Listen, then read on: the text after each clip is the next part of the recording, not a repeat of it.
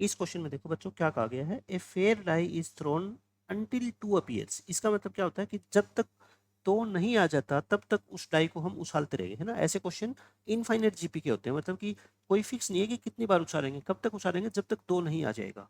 Then the probability that two appears in even number of throws, यानी कि जो दो आएगा ना वो इवन नंबर ऑफ थ्रोज उछालने पे आएगा। इसका मतलब ये नहीं है कि आप पहली बार आप डाई को उछालोगे आपका टू आ गया, नहीं।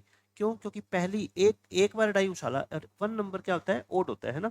इवन नंबर ऑफ थ्रोज का मतलब मैं लिख देता हूँ सिंपल लैंग्वेज में, you will throw the die, you will throw the die two times, है ना। या तो दो बार उछालोगे, क्या बच्चों, फोर टाइम्स उछालोगे, या सिक्स टाइम्स उछालोगे, इवन नंबर ऑफ टाइम्स उछालोगे, है ना। और जैसे ही दो आ जाएगा आपका गेम क्या हो जाएगा, खत्म, मतलब आप शर्त जीत जाओगे और गेम ओवर हो जाएगा। लेकिन दो पहली बार में नहीं आएगा, तीसरी बार में नहीं आएगा, पांचवी बार में नहीं आएगा, समझ रहे हो आप मेरी बात। तो सक्सेस क्या है आपकी, सक्सेस है बच्चों टू लेके आना, है ना, टू लेके आना, गेटिंग टू। तो सक्सेस की प्रोबेबिलिटी पी क्या हो जाएगी, 1/6, क्योंकि टू लाने की प्रोबेबिलिटी क्या होती है, 1/6। तो फेलियर की प्रोबेबिलिटी बच्चों टू नहीं आने की कितनी हो जाएगी, 5/6। समझ गए आप मेरी बात इतनी। अब मेरे को बता दो आंसर, पहली बार में आप फेल हो गए या सक्सेसफुल हो गए, आप बस ये बता दो मेरे को। फेल होना पड़ेगा, क्यों? क्योंकि पहली बार में तो टू बच्चों आ ही नहीं सकता, क्योंकि टू या तो दूसरी बार में आएगा या चौथी बार में या छठी बार में ऐसे आएगा ना। मतलब पहली बार में क्या हो जाओगे, फेल। तो मैं उसको बार बार 5/6 लिखने की बजाय क्या लिख देता हूँ, क्यू, ताकि क्वेश्चन में लिखने में टाइम वेस्ट ना हो, ठीक है। और दूसरी बार आपने उछाला और आप क्या हो गए, सक्सेसफुल हो गए, मतलब कि टू आ गया। ये भी तो पॉसिबिलिटी है, पहली बार में आपका टू नहीं आया, दूसरी बार में टू आ गया। या फिर या का मतलब प्लस, या पहली बार फेल, दूसरी बार फेल, तीसरी बार भी फेल और चौथी बार पास। समझ गए? आप यही मान लो एक पेपर दे रहे हो, आप पहली बार में पास नहीं हो सकते, आप पहले में फेल हो गए, दूसरे में पास, या पहले में फेल, दूसरे में फेल, तीसरे में फेल, फिर चौथे में पास हो गए, ठीक है। ऐसे ऐसे चलता रहेगा। फिर पहले में फेल, पहले चार में फेल, पांचवें में फेल, अब की बार छठे में पास हो गए, ऐसे चलता रहेगा, है ना। तो ये क्या आ गया बताओ, पी क्यू। ये क्या आ गया बताओ, क्यू की पावर 3। ये क्या आ गया, क्यू की पावर 5। तो ये तो क्या है बोलो, इनफाइनाइट जीपी है ना, इनफाइनाइट जीपी। इसमें फर्स्ट टर्म कितनी है, पी क्यू, और कॉमन रेशियो आपका बच्चों कितना है, क्यू का स्क्वायर है ना, क्यू स्क्वायर कॉमन रेशियो है। तो इसका फॉर्मूला क्या होता है, इनफाइनाइट जीपी के सम का a/1 माइनस आर। ए कितना है बच्चों, पी क्यू, और 1 माइनस आर, आर कितना है, क्यू स्क्वायर। देखो पी क्यू के अंदर क्वेश्चन को सोल्व करना कितना आसान हो जाता है, पी इंटू क्यू, 1/6 इंटू 5/6, और 1 माइनस क्यू का स्क्वायर यानी कि 5/6 का स्क्वायर। ये लो मैंने लिख दिया 5/36, और नीचे कितना आएगा, 11/36। 36 से 36 कैंसिल कर दो, क्वेश्चन का आंसर क्या आ गया, 5/11। तो मेरे कहने से आप भी हमेशा ऐसे आदत डाल लो कि पी और क्यू की फॉर्म में लिखो क्वेश्चन को, जब भी इनफाइनाइट जीपी का आएगा, ताकि वो बार बार 1/6 5/6 लिखने में एक तो टाइम वेस्ट होगा, एक कंफ्यूजन बढ़ेगी, है ना। इससे क्या है ना, तो कंफ्यूजन होगी, टाइम भी कम लगेगा। इसके ऊपर अगर कोई डिफिकल्ट क्वेश्चन देखो देना चाहे तो एग्जामिनर ऐसा क्वेश्चन भी दे सकता है। इससे पहले आपको कंडीशनल प्रोबेबिलिटी का बच्चों कॉन्सेप्ट पता होना चाहिए, फॉर्मूला है ना। पी ए ओब्लिक बी का फॉर्मूला क्या होता है, ऊपर दोनों का इंटरसेक्शन, और नीचे क्या आती है, जो ये लास्ट में लिखा होता है ना पी बी, इसके अंदर ये आता है, ठीक है। ताकि देखो ये दे रखा है ना, ये लास्ट में पी एक्स की value greater than equal to 6 oblique X की वैल्यू क्या हो 3 से बड़ी, तो इसमें कंडीशनल प्रोबेबिलिटी का फॉर्मूला लगेगा।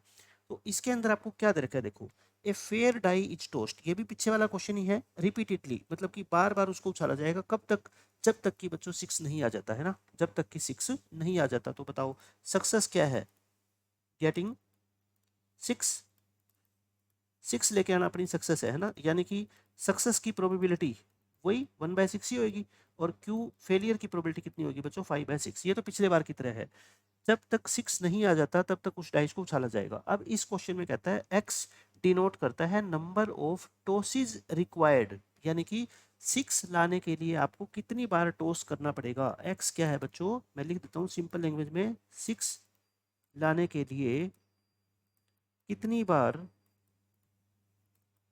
डाई को टॉस करना पड़ेगा, यही तो बोला हुआ है इंग्लिश में, है ना, कि नंबर ऑफ टॉसेज रिक्वायर्ड, तो कितनी बार टॉस करना पड़ेगा कि हमारा 6 आ जाए। वो जितनी बार टॉस करना पड़ेगा उसको हम क्या बोलेंगे, एक्स बोलेंगे। 2 बार करना पड़ेगा, 4 बार करना पड़ेगा, हमें नहीं पता, उसको हम एक्स बोल देंगे। और ए क्या है यहाँ पे, P probability of X is equal to 3, मतलब कि 3 बार डाइस को उछालना पड़ेगा। पी क्या है बच्चों, 3 या 3 से ज्यादा बार उछालना पड़ेगा। और सी क्या है, पी प्रोबेबिलिटी किसकी, x greater than equal to 6 given that, यानी कि oblique x greater than 3। c निकालने का मैं तरीका आपको बताऊंगा, फिर आपको बाद में a b c निकालने के बाद ये वैल्यू निकालनी है, b और c को ऐड करके a से क्या करना है, डिवाइड। अब ध्यान से सुनना मेरी बात, a निकालना तो बच्चों बिल्कुल आसान है, a निकालना का मतलब p3, p3 का मतलब बच्चों क्या है, 3 बार क्वाइन टॉस करना पड़ेगा, 3 बार क्वाइन क्या करना पड़ेगा बच्चों, टॉस। क्यों, x की वैल्यू 3 है और x क्या डिनोट करता है कि कितनी बार क्वाइन को टॉस करना पड़ेगा। अच्छा, आप इन क्वेश्चनों में एक बात जरूर समझना कि जब तक 6 नहीं आ जाए तब तक आप डाई को उछालते रहोगे, इसका मतलब ये होता है कि 6 आते ही गेम खत्म हो जाएगा, ठीक है ना, 6 आने के बाद आप डाई को नहीं उछाल सकते। तो आप मेरे को ये बताओ, 3 बार अगर आपने डाई को उछाला है तो इसका मतलब पहली बार में तो आप फेल हुए होंगे पक्का, दूसरी बार में भी आप फेल हुए होंगे, तभी तो तीसरी बार आपने उछाला ना। अगर पहली बार में ही पास हो जाते या दूसरी बार में पास हो जाते तो तीसरी बार में तो आपका नंबर ही नहीं आता ना।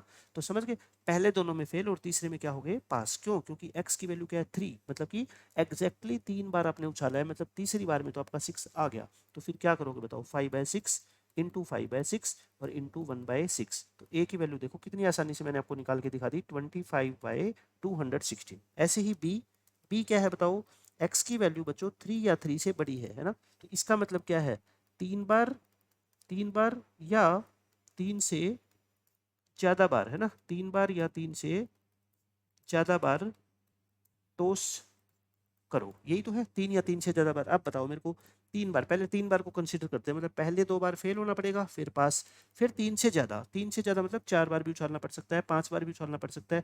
तो जब 4 बार उछालोगे तो इसका मतलब पहले 3 बार फेल, चौथी बार पास, या पहले 4 बार फेल, पांचवी बार पास। समझ गए, ऐसे चलता रहेगा ये इनफाइनाइट जीपी। तो यहाँ पे a/1 - r, a क्या है बच्चों, q²p, a क्या होता है फर्स्ट टर्म, ये फर्स्ट टर्म है। कॉमन रेशियो क्या है बच्चों, q, कि देखो एक एक q तो बढ़ता जा रहा है ना। अब वैल्यू पुट कर दो, q² यानी कि 25/36, p यानी कि 1/6 और 1 - q यानी कि 5/6। समझ गए। अच्छा, ये 1/6 होता है, 1/6 कट गया तो b की वैल्यू कितनी आ गई बताओ, 25/36। यहाँ तक तो कोई प्रॉब्लम नहीं है, सब कुछ समझ आ गई। अब सबसे इंपॉर्टेंट क्या है बच्चों, यहाँ पे c निकालना है। c क्या है देखो ध्यान से, probability of x greater than equal to 6 oblique, मतलब given that x greater than 3। आप अपने दिमाग में मेरे कहने से इसको a बोलो और इसको क्या बोलो, b बोलो। तो मतलब ये क्या बन गया, p(a)/b बन गया ना, क्योंकि आप a और b के अंदर फॉर्मूला जानते हो क्या, p(a)*b/p बी, यही होता है। अब देखो पी बी तो आपने लिख दिया, बी तो क्या है बच्चों, x की वैल्यू क्या होनी चाहिए, ग्रेटर देन इक्वल टू 3, और वो तो अभी हमने निकाली है ना पीछे, x की value greater than equal to 3 होती है, वो तो हम पहले निकाल चुके हैं, है ना। अब आप मेरी बात ध्यान से सुनो, ये क्या है, a*b, a*b का मतलब क्या है, देखो आपने a किसको माना है कि x की वैल्यू 6 या 6 से बड़ी होनी चाहिए, b किसको माना है बच्चों, x की वैल्यू 3 से बड़ी होनी चाहिए। इंटरसेक्शन बताओ, यानी कि मैं कहता हूं आपके आज के पेपर में जो मार्क्स है ना, वो 3 से ज़्यादा आने चाहिए और 6 या 6 से ज़्यादा भी आने चाहिए। तो फिर आपके बताओ, दोनों को जो कंडीशन को सेटिस्फाई करे ऐसे कितने मार्क्स आपको लेने पड़ेंगे। a*b भी क्या होगा बच्चों, 6 या 6 से बड़े। क्यों, क्योंकि 6 या 6 से ज़्यादा आपके मार्क्स आ गए तो ये पहली कंडीशन तो सेटिस्फाई होगी और दूसरी भी हो जाएगी। क्यों, अगर आपके नंबर बच्चों 6 आ गए या 6 से ज़्यादा आ गए तो वो 3 से ज़्यादा तो है ही ना, बट 3 से ज़्यादा नहीं कह सकते, क्योंकि 3 से ज़्यादा तो बच्चों 4 भी होता है। अगर आपके मार्क्स 4 आ गए तो ठीक है, ये कंडीशन तो सेटिस्फाई हो जाएगी, बट ये तो नहीं होगी ना, क्योंकि 6 या 6 से ज़्यादा भी आने चाहिए। तो इन दोनों का जो इंटरसेक्शन है ना, वो क्या है, x की वैल्यू 6 या 6 से बड़ी है। समझ गए आप मेरी बात। तो मैं यहाँ लिख देता हूँ, x की वैल्यू क्या है, 6 या 6 से बड़ी है, बस क्वेश्चन खत्म। अब 6 या 6 से बड़ी निकाल लो। आप कैसे निकालोगे, देखो c क्या है बताओ, probability x greater than equal to 6 और probability x greater than equal to 3। 6 या 6 से बड़ी, तो देखो 6 बार उछालना पड़ेगा, 6 बार उछालना पड़ेगा, इसका मतलब पहले 5 बार में तो क्या होगे, फेल, तो क्यू की पावर कितनी होगी 5, और छठी बार में क्या हो जाओगे, पास। समझ गए, मैं ऐसे लिख के दिखा देता हूँ। अच्छा, ये तो 6 बार के लिए होगा, 6 या 6 से ज़्यादा, 6 से ज़्यादा मतलब 7, तो पहले 6 बार में फेल, 7 बार में पास, या पहले 7 बार में फेल, 8 बार में पास, मतलब एक एक फेलियर के चांस बढ़ाते जाओ, है ना, यही कह रहा हूँ मैं आपको। अच्छा, नीचे 3 या 3 से ज़्यादा, अगर 3 बार उछालोगे तो मतलब पहले 2 में फेल और तीसरे में पास, या पहले 3 में फेल चौथे में पास, या पहले 4 में फेल चौथे में पास, है ना, ऐसे चलते, 5वें में पास, ऐसे चलता रहेगा। ऊपर इनफाइनाइट जीपी है, first term upon 1 minus common ratio, common ratio कितना है, क्यू। नीचे भी इनफाइनाइट जीपी है, फर्स्ट टर्म कितना है बच्चों, q²p, और कॉमन रेशियो तो वही q है ना, तो ये कट जाएगा और p से p भी कट गया, q की पावर 5 अपॉन q की पावर 2 यानी कि q का क्यूब, और q कितना था 5/6 और इसका बच्चों क्यूब 125/216। बताओ इसमें तो किसी बच्चे को कोई दिक्कत है ही नहीं, मैंने बिल्कुल आसान तरीके से आपको समझा दिया है ना। तो अपना आंसर क्या है अब बताओ, b प्लस सी अपॉन ए। b कितना आया था देख लो, b आया था अपना बच्चों 25/36, 25/36 प्लस सी 125/216 डिवाइड बाय ए कितना आया था देख लो 25/216, 25/216। ऐसा करो ना, इसको 6 से मल्टीप्लाई कर दो ऊपर नीचे, 150/216 और 125/216, ताकि ये 216 में कैंसिल कर सकूँ है ना। 216 कट गया, ऊपर कितना आ गया बोलो 150 और ये कितना आएगा 250, 275 आएगा क्या, और नीचे कितना आ गया 25, कट जाएगा ये तो 25 वन जा और 25 वन जा 11 आ रहा है। इस क्वेश्चन का आंसर 11 आएगा क्या, एक बार मैं चेक कर लेता हूँ ना। बस कॉन्सेप्ट तो यही है, कोई कैलकुलेशन में ना मिस्टेक हो गई हो वो मैं एक बार देख लेता हूँ। आंसर की से मैं टैली कर लेता हूँ एक बार इसको।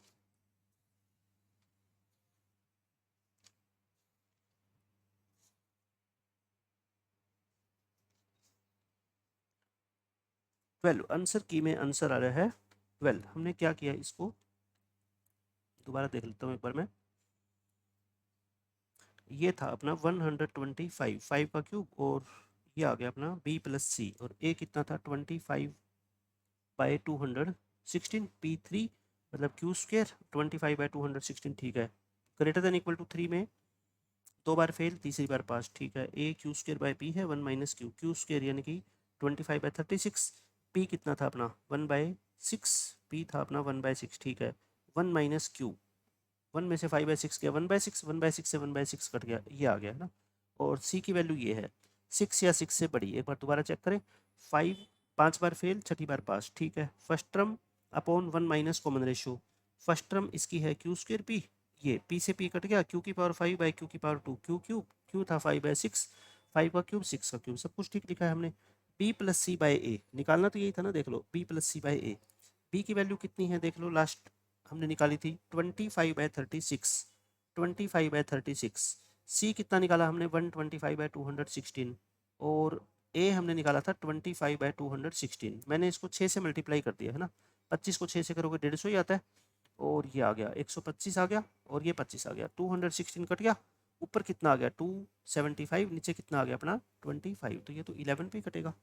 11 इस क्वेश्चन का आंसर होना चाहिए। कहाँ पे मिस्टेक आ रही है मैं ये नहीं समझ पा रहा, बस एक मिनट में चेक कर लेता हूँ दोबारा। p की वैल्यू 25/36 आई है क्या, c की वैल्यू भी 25/36 आ रही है, कुछ ऐसा है क्या। ओहो, ये यहाँ पे मैं गलत लग गया ना, देखो यहाँ पे क्या था, यहाँ पे ग्रेटर देन 3 है बच्चों, यहाँ पे क्या है ग्रेटर देन 3, तो यहाँ ग्रेटर देन इक्वल टू नहीं है, क्या है ये ग्रेटर देन है ना। यहाँ पे क्या है सिर्फ ग्रेटर देन है, देखो ये ग्रेटर देन, तो इससे क्या फर्क पड़ेगा, ये ग्रेटर देन है, तो ग्रेटर देन से क्या फर्क पड़ जाएगा आप बताओ, ये आ गया।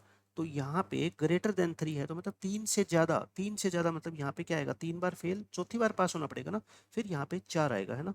तो मतलब फ़र्क सिर्फ कहाँ पे पड़ेगा, देखो मैं लिख देता हूँ, इसको हटा देता हूँ मैं एक बार, सी की वैल्यू पे फ़र्क पड़ेगा, वो मैं दोबारा आपको निकाल के दिखा देता हूँ।